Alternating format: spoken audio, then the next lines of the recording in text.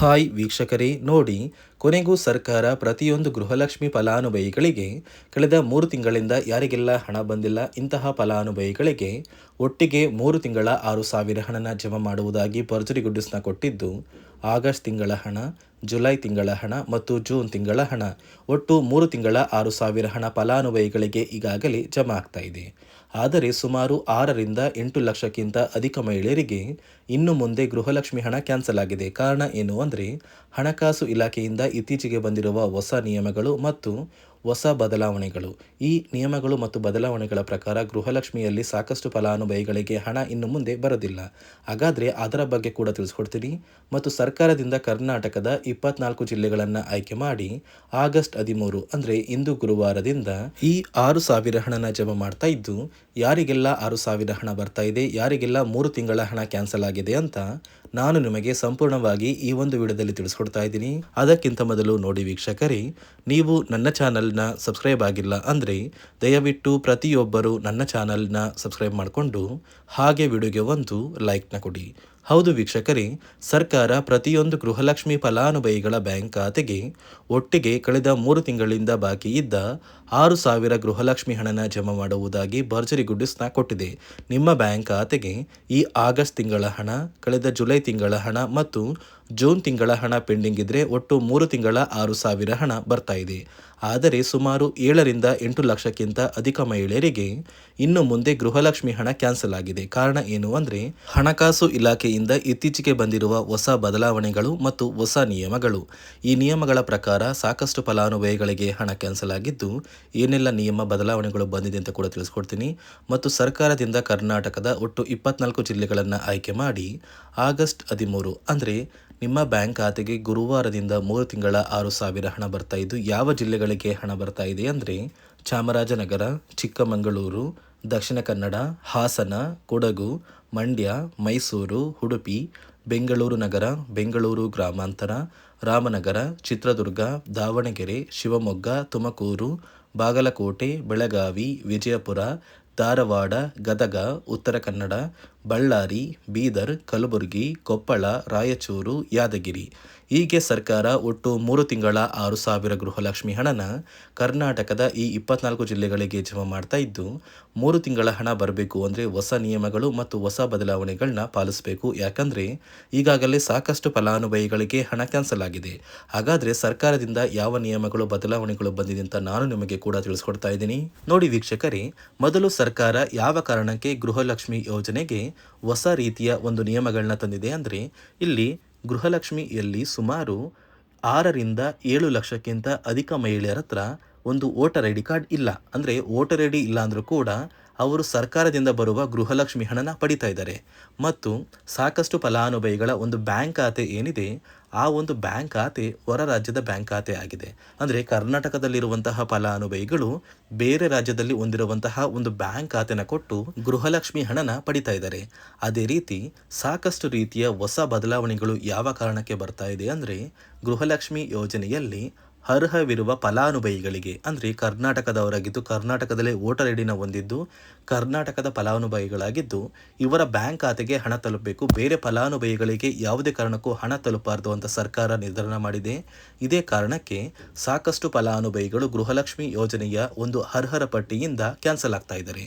ಯಾರೆಲ್ಲ ಫಲಾನುಭವಿಗಳು ಸರ್ಕಾರಕ್ಕೆ ತೆರಿಗೆನ ಕಟ್ತಾ ಇದ್ದೀರಾ, ಗೌರ್ನಮೆಂಟ್ ಜಾಬಲ್ಲಿ ಇದ್ದೀರಾ ಮತ್ತು ಇನ್ಕಮ್ ಟ್ಯಾಕ್ಸ್ನ ಪೇ ಮಾಡ್ತಾ ಇದ್ದೀರಾ, ಇಂತಹ ಫಲಾನುಭವಿಗಳ ಹೆಸರನ್ನ ಇನ್ನು ಮುಂದೆ ಸರ್ಕಾರ ಗೃಹಲಕ್ಷ್ಮಿ ಯೋಜನೆಯಿಂದ ಕ್ಯಾನ್ಸಲ್ ಮಾಡಿದೆ. ನಿಮ್ಮ ಒಂದು ರೇಷನ್ ಕಾರ್ಡ್ BPL ರೇಷನ್ ಕಾರ್ಡಿಂದ APL ಆಗಿದ್ರು ಕೂಡ ನೀವು ಗೃಹಲಕ್ಷ್ಮಿ ಯೋಜನೆಯನ್ನು ಪಡೆಯೋದಕ್ಕೆ ಅರ್ಹರಾಗಿರ್ತೀರಾ. ಮತ್ತು ನೀವು ಹೊಂದಿರುವಂತಹ ಒಂದು ಮೊಬೈಲ್ ನಂಬರ್ ಬೇರೆ ಇರುತ್ತೆ. ಇದೇ ಕಾರಣಕ್ಕೆ ಕರೆಕ್ಟ್ ಆಗಿರುವಂತಹ ಒಂದು ಮೊಬೈಲ್ ನಂಬರ್ನ ಕೊಟ್ಟರೆ ಆದಷ್ಟು ಬೇಗ ನೀವು ಮರು ಅರ್ಜಿನ ಹಾಕಿ ಗೃಹಲಕ್ಷ್ಮಿ ಹಣನ ಪಡ್ಕೋಬೋದು. ಅದೇ ರೀತಿ ನೀವು ಹೊಂದಿರುವ ಬ್ಯಾಂಕ್ ಖಾತೆ ಏನಿದೆ, ಆ ಒಂದು ಬ್ಯಾಂಕ್ ಖಾತೆನ ನೀವು ಆ್ಯಕ್ಟಿವ್ ಆಗಿ ಇಟ್ಕೋಬೇಕು. ಅಂದರೆ ಯಾವುದೇ ರೀತಿಯ ಒಂದು ವಹಿವಾಟನ್ನು ನಡೆಸ್ತಾ ಇಲ್ಲ ಅಂದರೆ ನಿಮ್ಮ ಒಂದು ಬ್ಯಾಂಕ್ ಖಾತೆಗೆ ಗೃಹಲಕ್ಷ್ಮಿ ಹಣ ಖಂಡಿತವಾಗಿಯೂ ಬರೋದಿಲ್ಲ. ಅದೇ ರೀತಿ ನೋಡಿ ವೀಕ್ಷಕರೇ, ನಿಮ್ಮ ಮನೆಯ ಕುಟುಂಬರು ಅಂದರೆ ಗೃಹಲಕ್ಷ್ಮಿ ಯೋಜನೆಯ ಒಂದು ಸದಸ್ಯ ಏನಾರನ್ನು ಮರಣ ಹೊಂದಿದ್ದು ಅವರ ಬದಲಾಗಿ ನೀವು ಅಪ್ಲಿಕೇಶನ್ ಹಾಕ್ತೀವಿ ಅಂದರೆ ಅದು ಸಾಧ್ಯವಿಲ್ಲ. ಯಾಕಂದರೆ ನಿಮ್ಮ ಒಂದು ರೇಷನ್ ಕಾರ್ಡಲ್ಲಿ ಮನೆಯ ಯಜಮಾನಿ ಯಾರಿರ್ತಾರೆ ಅವರೇ ಮಾತ್ರ ಗೃಹಲಕ್ಷ್ಮಿ ಯೋಜನೆಗೆ ಅರ್ಹರಾಗಿರ್ತಾರೆ. ಒಂದು ವೇಳೆ ಮನೆಯ ಸದಸ್ಯರು ಯಜಮಾನಿಯಾಗಿದ್ದು ಅವರು ಮರಣ ಹೊಂದಿದ್ರೆ ಅಂದರೆ ನೀವು ಗೃಹಲಕ್ಷ್ಮಿ ಯೋಜನೆಗೆ ಅಪ್ಲಿಕೇಶನ್ ಹಾಕೋದಕ್ಕೆ ಆಗೋದಿಲ್ಲ. ಮೊದಲು ನಿಮ್ಮ ಮನೆಯಲ್ಲಿ ಇರುವಂತಹ ಒಂದು ಹೆಣ್ಣು ಮಗಳು ಅಂದರೆ ಮಹಿಳೆ, ನಿಮ್ಮ ಒಂದು ಪತ್ನಿ ಇರ್ಬೋದು ಅಥವಾ ನಿಮ್ಮ ಒಂದು ತಾಯಿ ಇರ್ಬೋದು, ಅವ್ರನ್ನ ಮನೆಯ ಯಜಮಾನಿ ನೀವು ಮಾಡಬೇಕಾಗುತ್ತೆ. ಸೊ ಮನೆಯ ಯಜಮಾನಿ ಮಾಡಿದ ನಂತರ ಮಾತ್ರ ನೀವು ಗೃಹಲಕ್ಷ್ಮಿಯ ಸೌಲಭ್ಯನ ಪಡ್ಕೋಬೋದು. ಒಂದು ವೇಳೆ ನೀವು ಗೃಹಲಕ್ಷ್ಮಿಗೆ ಹೊಸದಾಗಿ ಅರ್ಜಿ ಹಾಕಬೇಕು ಅಂದರೆ ಇದೀಗ ಸರ್ಕಾರ ಅದಕ್ಕೂ ಕೂಡ ಕರ್ನಾಟಕ ಒನ್, ಗ್ರಾಮ ಒನ್ ಅಥವಾ ಬೆಂಗಳೂರು ಒನ್ ಸೇವಾ ಕೇಂದ್ರದಲ್ಲಿ ಅವಕಾಶ ಮಾಡಿಕೊಟ್ಟಿದೆ. ಆದರೆ ಮೊದಲ ಥರ ಇವಾಗ ನೀವು ಅರ್ಜಿನ ಹಾಕೋದಕ್ಕೆ ಆಗೋದಿಲ್ಲ. ಬದಲಿಗೆ ನಿಮ್ಮ ರೇಷನ್ ಕಾರ್ಡ್ನ ತೊಗೊಂಡೋಗ್ಬೇಕು, ನಿಮ್ಮ ಆಧಾರ್ ಕಾರ್ಡ್ನ ತೊಗೊಂಡೋಗ್ಬೇಕು, ನಿಮ್ಮ ಒಂದು ಪತಿಯ ಆಧಾರ್ ಕಾರ್ಡ್ನ ಕೂಡ ತೊಗೊಂಡೋಗ್ಬೇಕಾಗುತ್ತೆ. ನಿಮ್ಮ ವೋಟರ್ ಐ ಡಿ ಕೂಡ ಕಡ್ಡಾಯವಾಗುತ್ತೆ. ನಿಮ್ಮ ವೋಟರ್ ಐ ಡಿ ನಿಮ್ಮ ಹತ್ರ ಇದ್ದರೆ ಮಾತ್ರ ನೀವು ಗೃಹಲಕ್ಷ್ಮಿ ಯೋಜನೆಯ ಒಂದು ಅರ್ಹತೆಯನ್ನು ಪಡ್ಕೋತೀರಾ. ಒಂದು ವೇಳೆ ವೋಟರ್ ಐ ಡಿ ಇಲ್ಲ, ರೇಷನ್ ಕಾರ್ಡ್ ಇದೆ, ಆಧಾರ್ ಕಾರ್ಡ್ ಇದೆ ಅಂದರೆ ಇನ್ನು ಮುಂದೆ ನಿಮ್ಮ ಬ್ಯಾಂಕ್ ಖಾತೆಗೆ ಸರ್ಕಾರ ಗೃಹಲಕ್ಷ್ಮಿ ಹಣನ ಖಂಡಿತವಾಗಿಯೂ ಜಮಾ ಮಾಡೋದಿಲ್ಲ. ಯಾಕಂದರೆ ಪ್ರತಿ ವರ್ಷವೂ ಕೂಡ ಸರ್ಕಾರ ವೋಟರ್ ಐ ಡಿನ ಬಿಡುಗಡೆ ಮಾಡುತ್ತೆ, ಅಂದರೆ ವೋಟರ್ ಲಿಸ್ಟ್ನ ಬಿಡುಗಡೆ ಮಾಡುತ್ತೆ.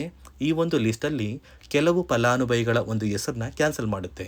ಒಂದು ವೇಳೆ ನಿಮ್ಮ ವೋಟರ್ ಐ ಡಿ ಏನಾದರೂ ಕ್ಯಾನ್ಸಲ್ ಆಗಿದ್ದರೆ ನಿಮ್ಮ ಬ್ಯಾಂಕ್ ಖಾತೆಗೆ ಗೃಹಲಕ್ಷ್ಮಿ ಹಣನ ಸರ್ಕಾರ ಕ್ಯಾನ್ಸಲ್ ಮಾಡುತ್ತೆ. ಈ ಕೂಡಲೇ ನೀವು ನಿಮ್ಮ ದಾಖಲಾತಿಗಳು ಎಲ್ಲ ಕೂಡ ಸರಿ ಇದೆ ಅಂತ ತಿಳ್ಕೊಳ್ಳಿ. ಹಾಗಾದರೆ ಮಾತ್ರ ನೀವು ಗೃಹಲಕ್ಷ್ಮಿ ಯೋಜನೆಗೆ ಅರ್ಹರಾಗಿರ್ತೀರ. ಸರ್ಕಾರ ಯಾವ ಕಾರಣಕ್ಕೆ ಈ ರೀತಿಯ ಹೊಸ ಬದಲಾವಣೆಗಳನ್ನ ತರ್ತಾ ಇದೆ ಅಂದರೆ ಇಲ್ಲಿಯವರೆಗೂ ಸುಮಾರು 60 ಕೋಟಿಗಿಂತ ಅಧಿಕ ಮೊತ್ತನ ಸರ್ಕಾರ ನಷ್ಟ ಮಾಡಿಕೊಂಡಿದೆ. ಅಂದರೆ ಫಲಾನುಭವಿಗಳು ನಮ್ಮ ಕರ್ನಾಟಕದವರೇ ಅಲ್ಲ, ಅಂತಹ ಫಲಾನುಭವಿಗಳಿಗೂ ಕೂಡ ಸರ್ಕಾರದಿಂದ ಹಣ ಹೋಗಿದೆ ಮತ್ತು ಸಾಕಷ್ಟು ಫಲಾನುಭವಿಗಳು ಮರಣ ಹೊಂದಿದ್ದಾರೆ. ಅಂತಹ ಫಲಾನುಭವಿಗಳಿಗೂ ಕೂಡ ಹಣ ಹೋಗ್ತಾ ಇದೆ ಮತ್ತು ಫಲಾನುಭವಿಗಳು ಹೊಂದಿರುವ ಬ್ಯಾಂಕ್ ಖಾತೆ ಕೂಡ ಆ್ಯಕ್ಟಿವ್ ಇಲ್ಲ. ಅಂತಹ ಫಲಾನುಭವಿಗಳಿಗೂ ಕೂಡ ಹಣ ಹೋಗಿದೆ ಮತ್ತು ಸಾಕಷ್ಟು ಫಲಾನುಭವಿಗಳು ಏನು ಮಾಡಿದ್ದಾರೆ ಅಂದರೆ ಅವರ ಮನೆ ಕುಟುಂಬದ ಯಜಮಾನಿ ಅಂದರೆ ಹೆಡ್ ಆಫ್ ದ ಫ್ಯಾಮಿಲಿ ಇರ್ತಾರಲ್ಲ, ಸೊ ಆ ಒಂದು ಮಹಿಳೆ ಮರಣ ಹೊಂದಿರ್ತಾರೆ. ಸೊ ಏನೋ ಒಂದು ಕಾರಣದಿಂದ ಮರಣ ಹೊಂದಿದ್ದು ಅವರ ಬ್ಯಾಂಕ್ ಖಾತೆಗೆ ಬರುವ ಗೃಹಲಕ್ಷ್ಮಿ ಹಣನ ಒಂದು ATM ಮೂಲಕ ವಿತ್ಡ್ರಾ ಮಾಡಿದ್ದಾರೆ ಮತ್ತು ಫೋನ್ಪೇ ಮೂಲಕ ಟ್ರಾನ್ಸ್ಫರ್ ಮಾಡ್ಕೊಂಡಿದ್ದಾರೆ. ಇದೀಗ ಸರ್ಕಾರ ಈ ರೀತಿಯ ಒಂದು ಹೊಸ ಬದಲಾವಣೆಗಳನ್ನ ಜಾರಿಗೆ ತಂದರೆ ಯಾರಿಗೂ ಕೂಡ ಗೃಹಲಕ್ಷ್ಮಿ ಹಣ ಮೋಸ ಆಗೋದಿಲ್ಲ ಮತ್ತು ಪ್ರತಿ ಫಲಾನುಭವಿಗಳಿಗೆ ಹಣ ಬಂದೇ ಬರುತ್ತೆ ಅಂತ ಆದೇಶ ಕೊಟ್ಟಿದೆ. ನೀವು ಕೇಳ್ಬೋದು ವೀಕ್ಷಕರೇ, 3 ವರ್ಷದಿಂದ ಯಾವುದೇ ಕಾರಣಕ್ಕೂ ನಮಗೆ ಗೃಹಲಕ್ಷ್ಮಿ ಯೋಜನೆ ಹಣ ಮಿಸ್ ಆಗಿಲ್ಲ. ಸೊ ಇದೀಗ ಏನಕ್ಕೆ ಸಡನ್ ಆಗಿ ಈ ಥರ ಬದಲಾವಣೆಗಳು ಬರ್ತಾ ಇದೆ ಅಂದರೆ ಸರ್ಕಾರದಿಂದ ಕೆಲವು ಅಧಿಕಾರಿಗಳು ಒಂದು ಚರ್ಚೆ ನಡೆಸಿದ್ದಾರೆ. ಒಂದು ಸಭೆಯಲ್ಲಿ ಗೃಹಲಕ್ಷ್ಮಿ ಯೋಜನೆಯ ಕುರಿತು ಒಂದು ಸಭೆ ಮಾಡಿದಾಗ ಅಲ್ಲಿ ಗೃಹಲಕ್ಷ್ಮಿ ಯೋಜನೆಯಲ್ಲಿ ಸಾಕಷ್ಟು ರೀತಿಯ ಲೋಪದೋಷಗಳು ಕಂಡು ಬಂದಿದೆ. DBT ಮೂಲಕ ನಿಮ್ಮ ಬ್ಯಾಂಕ್ ಖಾತೆಗೆ ಹಣನ ಹಾಕಬೇಕಾದ್ರೆ ಸಾಕಷ್ಟು ಫಲಾನುಭವಿಗಳಿಗೆ ಹಣ ಹೋಗ್ತಾ ಇದೆ. ಸಾಕಷ್ಟು ಫಲಾನುಭವಿಗಳಿಗೆ ಹಣ ಹೋಗಿದ್ರು ಅವರ ಬ್ಯಾಂಕ್ ಖಾತೆಗೆ ಜಮಾ ಆಗ್ತಾ ಇಲ್ಲ, ಬದಲಿಗೆ ಆ ಒಂದು ಹಣ DBTಯಲ್ಲೇ ಸ್ಟಕ್ ಆಗ್ತಾ ಇದೆ. ಮತ್ತು ಸರ್ಕಾರಕ್ಕೂ ಕೂಡ ಆ ಒಂದು ಹಣ ಬರ್ತಾ ಇಲ್ಲ. ಮತ್ತು ಸರ್ಕಾರ ಹಾಕಿರುವ ಹಣ ಇನ್ನೂ ಕೂಡ ಹಾಗೇ ಇದೆ. ಸಾಕಷ್ಟು ಫಲಾನುಭವಿಗಳು ಆ ಒಂದು ಹಣನ ಯೂಸ್ ಕೂಡ ಮಾಡ್ತಾ ಇಲ್ಲ, ಅಂದರೆ ಅದು ಬ್ಯಾಂಕ್ ಖಾತೆಯಲ್ಲಿ ಹಂಗೇನೆ ಇದೆ.